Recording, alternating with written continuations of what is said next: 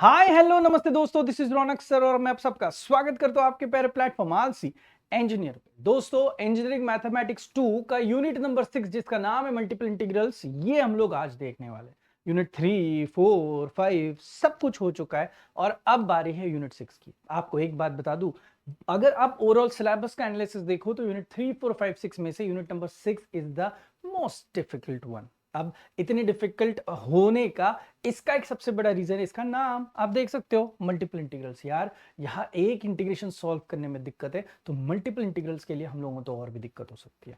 अब बिना टाइम गवाए मैं आपको बताता हूं कि भाई इस यूनिट में हम लोगों ने कौन सी चीजें थोड़ा ज्यादा फोकस लगा के करनी है और कौन सी ऐसी चीजें जो थोड़ा कम ज्यादा करी तो भी चलता है, डिपेंडिंग ऑन आपके प्रीवियस ईयर्स के क्वेश्चंस।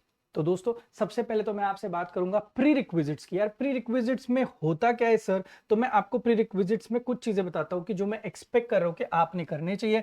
देखो, सबसे पहले प्री रिक्विजिट में बोलूंगा कि यार ये डेरिवेटिव हो, उसके बाद इंटीग्रेशन हो या फिर ट्रिग्नोमेट्री हो, ये आपको बहुत अच्छे से आनी चाहिए। जितनी जितनी बेसिक है उतनी उतनी। तो एज यूजुअल आपको पता है यार, मैं नंबर 3, नंबर 4, नंबर 5 यूनिट के टाइम पे भी, स्ट्रैटेजी के टाइम पे भी आपको बता चुका हूं कि इसका एक छोटा सा वीडियो है जो 50 मिनट का है। ईयरफोन्स डालोगे, 1.5x स्पीड पे देखोगे तो अराउंड 30-32 मिनट्स में खत्म भी हो जाता है। तो आपको ये वीडियो की लिंक, यूट्यूब वीडियो है अपने ही चैनल पे, मैं आपको दे दूंगा। प्लीज ये एक बार जरूर देख लेना। उसके बाद आपको क्या क्या आना जरूरी है मैं बताता हूँ। ये थोड़ा सा शॉकिंग है लेकिन फिर भी आपको आना जरूरी है। गामा फंक्शन बेसिक्स, बहुत बेसिक्स, बीटा फंक्शन, और उसके साथ साथ आपको आना चाहिए रिडक्शन फॉर्मूला। जी हाँ, आप बोलोगे सर कहाँ, इस यूनिट में तो ये चीजें है ही नहीं। लेकिन ये जो है आपके एक्चुअल में इंजीनियरिंग मैथमेटिक्स 2 के सिलेबस में ऑलरेडी इंटीग्रल कैलकुलस में दिया गया है। तो देखो, यूनिट 3 में जो जो कॉन्सेप्ट्स अपने को लगने वाली है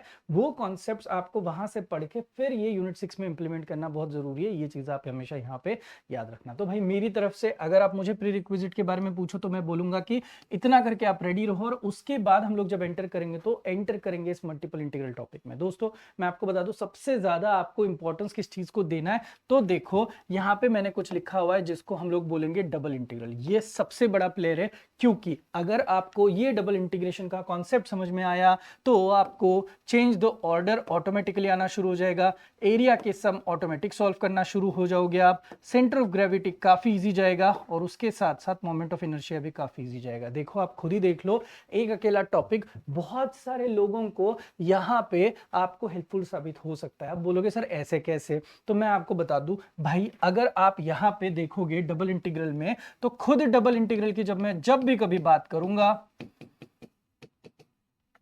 तो उसमें आपको हमेशा दो लोग दिखाई देंगे। एक बंदा जो होगा वो हमेशा होगा कार्टेशियन वाला, और एक बंदा जो हमेशा मैं बात करूंगा वो बंदा आप देखोगे कि वो बंदा होगा पोलर वाला। इसका मतलब है आपको दो तरीके के सम्स के साथ डील करना होगा, जहां पे एक्स है, वाई है, या फिर जहां पे आर है और थीटा। अब एक चीज और कहना मैं भूल गया भाई, यूनिट नंबर 4 में आपको कुछ टॉपिक्स है जिसको हम लोग कर्व ट्रेसिंग बोलते हैं, और जहां पे आपको कर्व ट्रेसिंग का एक बेसिक नॉलेज होना चाहिए, यानी कि कर्व ट्रेसिंग के नेम, यानी कि कर्व ट्रेस जो कर रहे हैं हम लोग पोलर वाली, उसके आपको नेम पता होने चाहिए। नेम मतलब यार कार्डियोइड का बेसिक स्टैंडर्ड इक्वेशन क्या है, या फिर बर्नौलीज लेमनिस्केट का स्टैंडर्ड इक्वेशन क्या है। तो ये अगर आपका यहाँ पे आपको पता हो तो यहाँ पे आपको डायरेक्ट पूछा जाता है कि कार्डियोइड के लिए आप आपका आंसर निकालो। तो भाई वो ड्राइंग करना बहुत जरूरी है कि इन जनरल कार्डियोइड दिखता कैसे है, इन जनरल आपका बर्नौलीज लेमनिस्केट या फिर रोज कर्व आपकी किस तरीके से दिखती है, ये आपको पता होना चाहिए। अब ये हो गया आपका सबसे पहला एक्सप्लेनेशन जो मैंने आपको बताया कि जो किसके बारे में होगा भाई, डबल इंटीग्रल के बारे में होगा।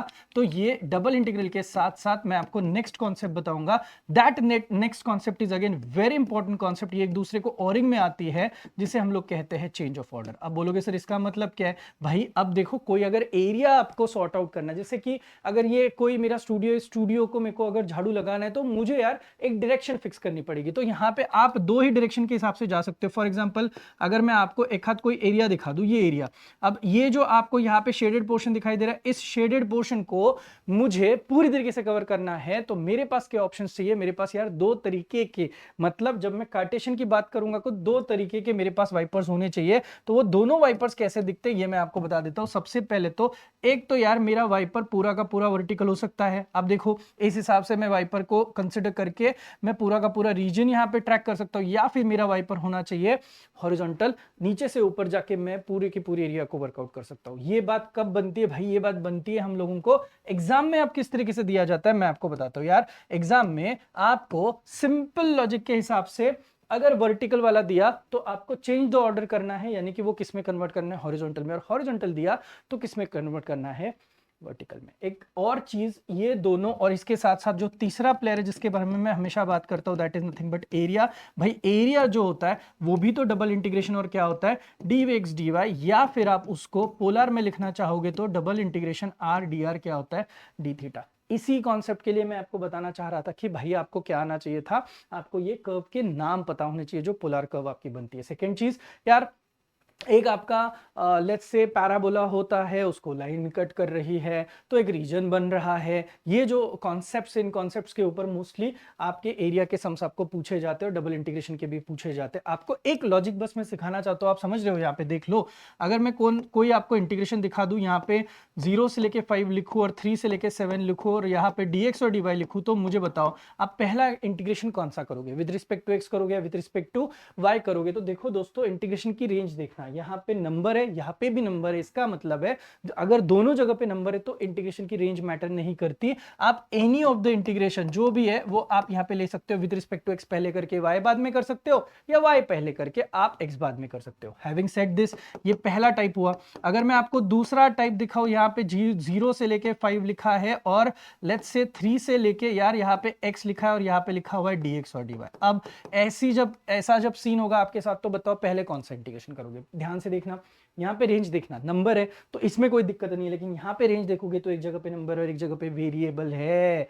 अब खुद के वेरिएबल में कभी कोई चीज नहीं रहती। जैसे कि आप यहाँ पे x लिखा है कि नहीं, तो ये 100% x की रेंज नहीं है, बल्कि ये जो रेंज होगी ये किसकी रेंज होगी? y।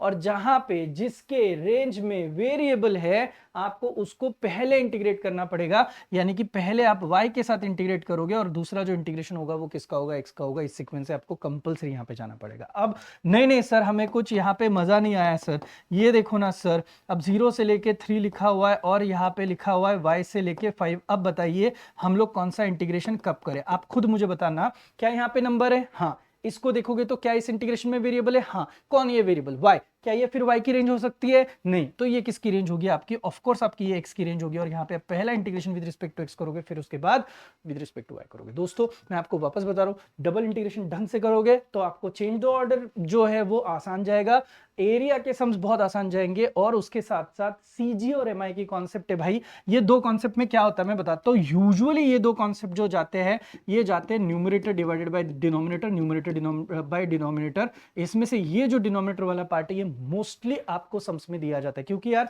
एक जब सम कोई 5 मार्क के लिए आता है तो ये न्यूमरेटर और डिनोमिनेटर दोनों में डबल डबल इंटीग्रेशन होते हैं, तो ये इतना बड़ा आप कहां सॉल्व करते बैठोगे? तो एक इंटीग्रेशन का पार्ट आपको एक दिया जाता है, सिर्फ आपको मेहनत करके दूसरा पार्ट निकालना होता है। तो आपको यहाँ पे ध्यान देना इसका फॉर्मूला क्या बनता है और किस तरीके से वर्क होता है। बोलोगे सर क्या सब कुछ हम लोगों को करना है क्या? फिर मजाक क्या है सर? तो मैं आपको बताता हूँ आपके पेपर पैटर्न के हिसाब से आपको क्या ध्यान रखना। अब बैकलॉग लगने का कोई चांस ही नहीं है, बस कितना स्कोर करना है ये सोच लो। 15 साल की मेहनत और 2 लाख से ज्यादा बच्चों के ट्रस्ट से बना ये आलसी इंजीनियर अपने premium, curated and university wise updated courses लेके आ रहा है सिर्फ आपके लिए। जी हाँ, अब आपके इंजीनियरिंग के एग्जाम्स में ये आलसी इंजीनियर रहेगा हमेशा आपके साथ। जॉइन अस नाउ एट आलसी इंजीनियर। Thank you.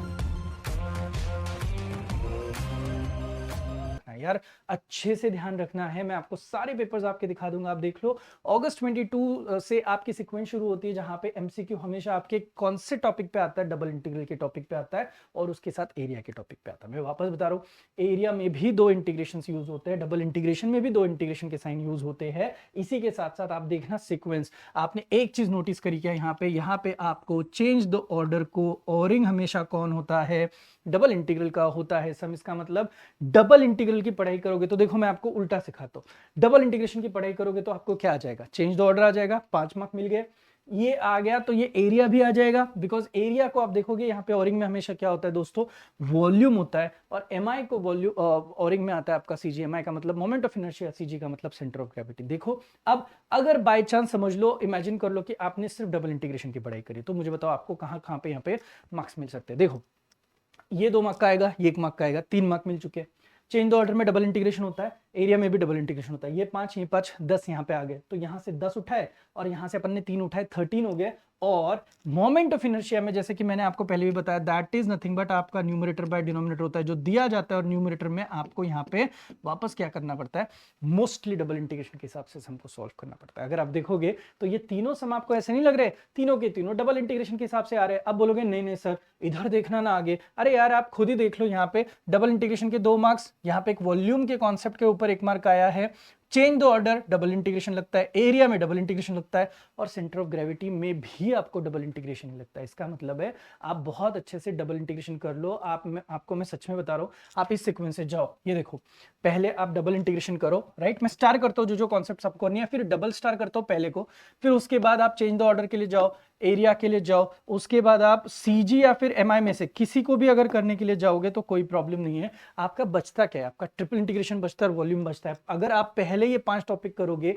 अच्छे से प्रैक्टिस करोगे, तो ये 5 टॉपिक करने के लिए अप्रोक्सीमेटली 6.5 आवर्स लगता है। I am not talking about ये वाला जो प्री रिक्विजिट है, इसको अलग टाइम देना पड़ेगा आपको, लेकिन ये 5 टॉपिक खत्म करने के लिए आपको यार 6.5 घंटे जरूर लगेंगे। लेकिन उसके बाद जब आप बोलोगे कि सर मुझे अब थोड़ा थोड़ा आना शुरू हो गया, तो उसके बाद आप प्लस एक्स्ट्रा 2 आवर्स बस मेरे लिए आप यहाँ पे इसको दे सकते हो। अगर तो आपका ये 2 घंटे में ट्रिपल इंटीग्रेशन या फिर वॉल्यूम में से कोई भी एक टॉपिक कर लो। आप देख सकते हो आपके ओवरऑल पेपर के पैटर्न में ट्रिपल इंटीग्रेशन ज्यादा कुछ आया नहीं है, लेकिन आप वॉल्यूम करते हो तो वॉल्यूम में होता क्या है, वॉल्यूम में ट्रिपल इंटीग्रेशन ही होता है ना यार। तो ये देखो ट्रिपल इंटीग्रेशन सिर्फ यहाँ पे इंट्रोड्यूस होता है इस वाले सेक्शन में, तो आपको आपके पेपर का एनालिसिस बहुत सही तरीके से आना जरूरी है। मैं होता तो मैं भाई इसी तरीके से जाता, टोटल नंबर ऑफ टॉपिक अगर मुझे यहाँ पे 7 दिखाई दे रहे तो मैं यहाँ पे ये 3 और इन दोनों में से एक, या फिर चलो दोनों करो 5 करता, फिर मैं ब्रेक लेता, उनकी अच्छे से प्रैक्टिस करता, फिर एक और ब्रेक होता और उसके बाद मैं अटैक करता ट्रिपल इंटीग्रेशन वॉल्यूम में से। वॉल्यूम को जितना मुझे समझ में आ रहा उतना मैं करता। देखो दोस्तों ये है आपका pattern, this is one of the most difficult unit of engineering mathematics. तो ये आपको काफी परेशान करेगा, आई टोटली अंडरस्टैंड इट। इसीलिए बेसिक्स आपके बहुत क्लियर होने चाहिए, और देखो आपको बस पता होना चाहिए यार कौन से बॉलर के लिए कितने रन निकालने। अगर आपको लग रहा है कि यार ये बॉलर ये बहुत ही टफ है, यानी कि यूनिट बहुत टफ है, तो अब देखो इसके other way round single single निकाल के किस तरीके से रन हो सकते हैं या फिर मार्क्स किस तरीके से निकाल सकते हैं। तो दोस्तों मैंने मेरे हिसाब से पूरी स्ट्रैटेजी बता दी है। अब यूनिट 3, 4, 5, 6 ऑल 4 यूनिट की स्ट्रैटेजी आपके पास है। एंड सेमेस्टर की तैयारी आप बहुत अच्छे से कर सकते हो। आप सबको आपके एग्जाम्स के लिए ऑल द वेरी बेस्ट। मिलते हैं नेक्स्ट वीडियो के लिए, तब तक के लिए थैंक यू सो मच।